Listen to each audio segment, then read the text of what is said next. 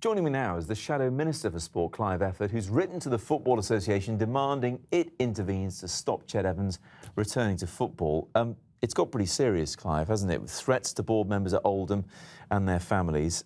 Should the FA have really let this drag on for so long? And if not, what could it do? Well, no, I don't think they should have let it drag on. I don't think this is something you can leave to individual boards. I mean, their priority is their club and the short-term interests of this club. But as we've seen, this has got much wider implications for the image of the game and the way that people perceive the game, whether they are people who participate and support it or don't.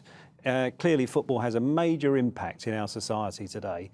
And so I do think the FA have failed really to take control of this situation and set the standards.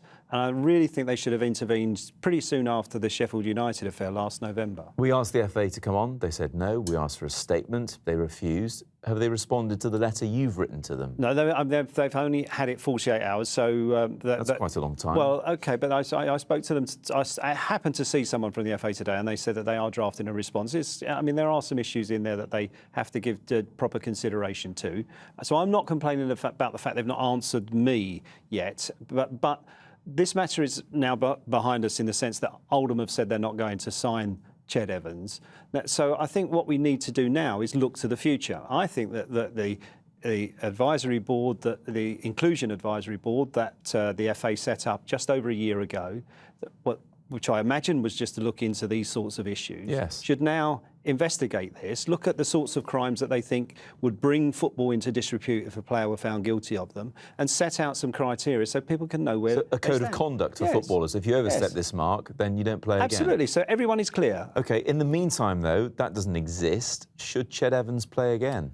Well, I think people can only review that in the future. I think it's too soon. He's only been out of prison since October. At the moment, he's got an appeal in. He's guilty as charged, but found guilty in a court of law. Well, should he ever? And play he is again, out Clive? on licence. Should he ever play football again? Well, I think there are lots of circumstances where people cannot return to their employment if they've committed a crime of this sort. OK. And I do think football is one of those, but there are people who've put the argument, what if a player was showing real contrition, saying, I made a huge mistake in my life, and then wants to pay put something back? Is that the sort of role model you really do want out there? So, the governing body of football needs to take charge of the situation and make these decisions. Let us know what they say to you when they respond. I will. Clive Efford, thanks very much indeed.